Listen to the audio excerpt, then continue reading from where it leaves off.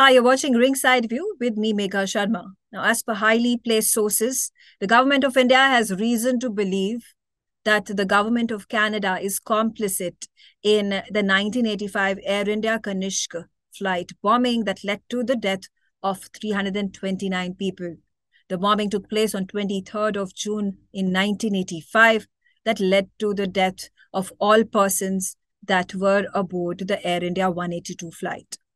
Now, I'm going to bring you point by point evidence that is then going to reinstate the fact that the security forces, the intel agencies, as well as the government of Canada were complicit, allowed for safe havens, and even encouraged these Khalistani terrorists to place a bomb on the Air India flight that led to the death of so many hundreds of people. Now, the case was opened up in 1986 after witnesses were spoken to, interrogated, questioned. There were evidences and probes that were done. There were evidences that were gathered. The case started off in 1986. It was shut in 2005. There were 4 main accused in the case. Their names were Talwinder Singh Parmar, Ripudaman Singh Malik, Inderjeet Singh Rayat, and Ajay Singh Bhagri. Out of these 4 people, there was one who was convicted, Inderjeet Singh Rayat. He was convicted only for 5 years for manslaughter, not even for the terrorist act that he committed. The rest of the 3 were acquitted. There was a report that had been filed as the government of India decided to form a committee. This was formed in 1986. After 6 months of probe, the Justice Kirpal report came out. Justice Kirpal report put out circumstantial evidence that pointed fingers at a terrorist attack, a conspiracy that was hatched to blast off 2 Air India flights, not 1, but 2 Air India flights. One was traveling from Toronto to Montreal to London to Delhi to Bombay. The other one was traveling from Toronto to Tokyo at the Narita airport, and then it was to travel to Bangkok. At the Narita airport, the blast took off that led to the death of two of the handlers. That makes the total of the number of deaths in these 2 bombings to 331. I'm going to start off with the clear-cut circumstantial evidence that is reflected in the Justice Kirpal report. There was an individual by the name of Mr. M. He decided to call up the Cathay Pacific ground staff to book a ticket from Vancouver to Toronto, and then the Air India flight up until Mumbai. He decided to book 2 tickets. One that was traveling from Vancouver all the way to London and then to New Delhi and then Mumbai. The other flight was from Vancouver all the way to Tokyo at the Narita airport and then to Bangkok. Both of them were Air India flights. Now this Mr. M, his tickets were booked, but his seat was not confirmed. So on the day of the fateful day when the blast took off, which was on 23rd of June, he arrives at the airport. He submits his bag. The bag has been vividly described. It is a hard side, brown-colored Samsonite bag, Samsonite suitcase. Even though his seat is not confirmed, the ground staff of Cathay, of Canadian Pacific, is then persuaded to check in the luggage. Mr. M has not boarded the flight. He has not boarded a flight from Vancouver, either from Toronto or from Montreal. And none of the security checks have noticed this. There was also the X-ray machine, which was not working during the time that the Samsonite bag, Samsonite suitcase was scanned. There were no sniffer dogs to ensure that all bags were all bags were scanned. Let's take a look at another probe that was initiated by the Canadian government. Mind you, this probe was initiated after 24 long years. So the blast took place in 1984.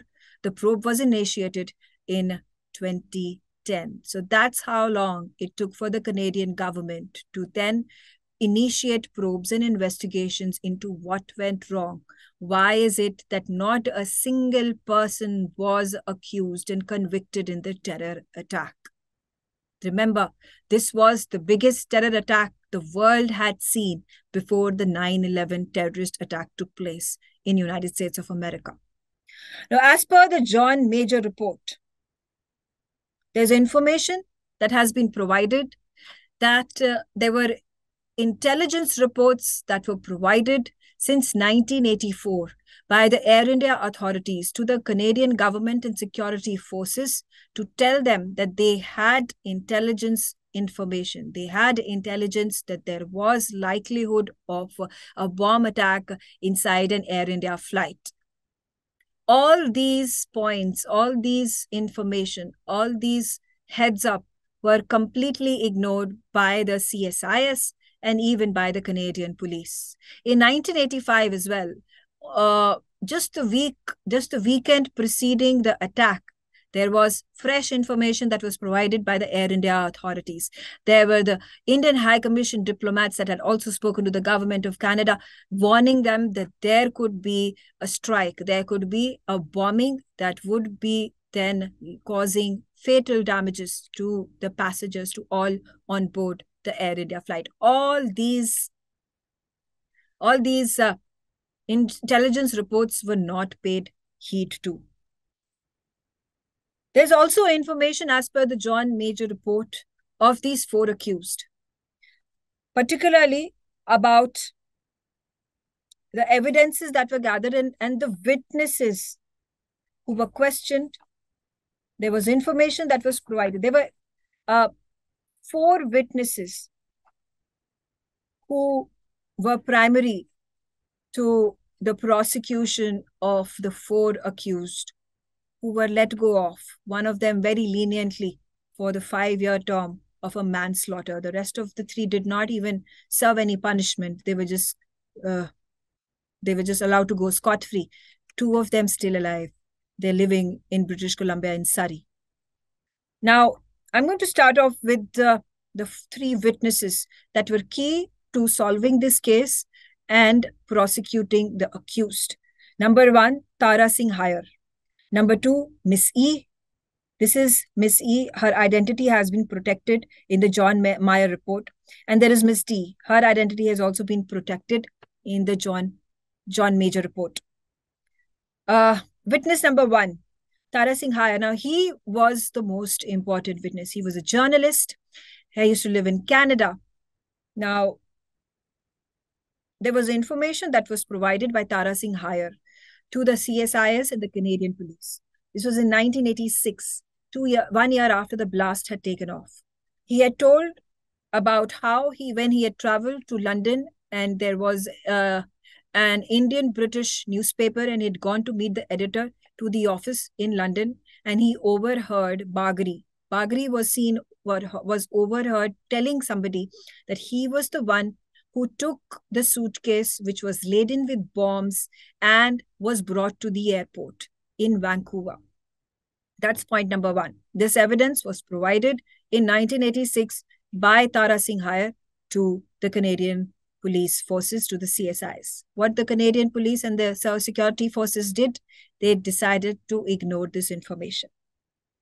By 1988, there have been 2 attempts of murder against Tara Singh Hire.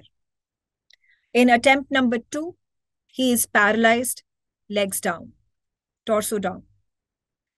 And even then, the Royal Canadian Mounted Police refuses to give any security whatsoever to Tara Singh Hire. His family members also reach out to the government of Canada, but there is no action that is taken.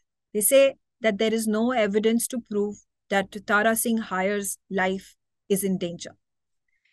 It was only in 1998 when Tara Singh Hire's name appeared in a hit list that the RCMP, the Canadian police, decided to install a surveillance camera inside his house and outside. Well, this is all the effort that the Canadian police did to safeguard, to protect the key witness that would have led to the prosecution, that would have led to the conviction of the perpetrators of the terror attack that led to the death of hundreds and hundreds of people. He was killed. Tara Singh Hire was killed in 1998. The person who killed this man, in his confession had also taken Bagri's name, that it was under the influence of Bagri that this man decided to kill Tara Singh Hire. Well, after that, somehow this information just disappeared in the annals. It was not brought up again. Bagri, like I said, again emphasized that he continues to live. He continues to roam scot-free in British Columbia, in Canada. There was one more name, like I said, the witness number 2, Miss E. Now, Miss E was involved with Bagri. Now, there is, during her interrogations that were done by the security forces, by the intelligence, she has, in her statements, said that Bagri had borrowed her car to take the suitcase all the way to the Vancouver airport. Now, the kind of pressure that was mounted by the Canadian police, that she decided to turn hostile right before the trial took place. She, in fact, feigned memory loss. She said she was too scared to testify. And the knowledge that she previously held in the testimonies that she had given had been completely erased by the Canadian police. Now, that's another point of contention, because the Canadian government, and as per the John Major report, they say that there was tough wars that were being played between the CSIS and the Canadian police. But was it really tough war?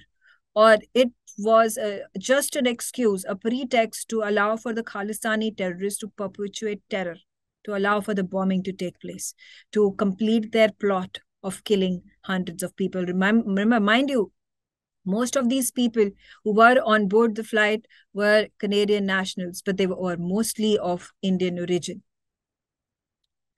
Now, there was another witness by the name of Miss D. Miss D was forced to enter witness protection program. She was cut off from her family, and she claims that this ruined her life and refused to testify in the court. Finally, in 2005, the case was closed. The court came out and said that it did not have enough evidence against the 3 accused to then put them behind bars to convict them in the terror attack. It's also interesting to note that the government of Canada made a memorial for the victims of the Kanishka bombing 1985 only in 2004. That is about 19 years after the bomb blast took place. The Irish government had put out a memorial in 1986, almost a year after the bombing took place. Since then, in 2004, there have been 3, 4, 5 of these memorials that have been built in the memory and to pay tribute to the victims of the Kanishka bombing. All these memorials have been built in different parts of Canada, including in British Columbia, in Toronto, in Ontario, in Montreal. Now, the situation is quite similar, and there are parallels that are being drawn to what had happened in 1985.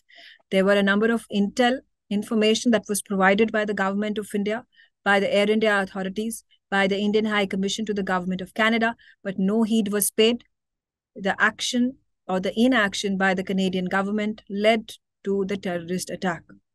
And now, after the difficult, strife-ridden relationship between India and Canada that we are seeing today, the Indian government has time and again maintained that there have been evidences after evidences. There have been red corner notices that have been issued against these Khalistani terrorists, against Nijjar and several others who have been working for spreading Khalistani propaganda, for spreading arms wars, for spreading arms and drug syndicates in India, for target killing, assassinations of important Indian ministers, officials in Punjab, in other parts of India. And this evidence is still not enough for the Canadian government to clamp down on the Khalistani terrorism that is emanating out of Canada. That Canada continues to give safe havens to the Khalistani extremist terrorists is something that India and the world can't digest. And therefore, we see that there is reduction in the Canadian diplomats that had up until now been residing in various parts of India. 41 of them have been asked to get out of India. This is in wake of the Vienna Convention that India has rightfully put, saying that there needs to be parity in strength and ranks. India has also said that there was continuous interference in the internal affairs of India that has led for India to take such a harsh step against Canada. The External Affairs Minister has also come out yesterday and said that eventually, step by step, there are going to be more evidences that are going to be shared to then highlight what the government of India has been saying, that there has been continuous interference by the Canadian government in internal matters of India. So we're going to wait and watch as more and more of this eye-grabbing information, evidences that come out, that is then further going to implicate the government of Canada and Justin Trudeau government in this long-mired controversy that India wants to put a full stop on. For more such videos, subscribe to the NewsX YouTube channel, hit the bell icon.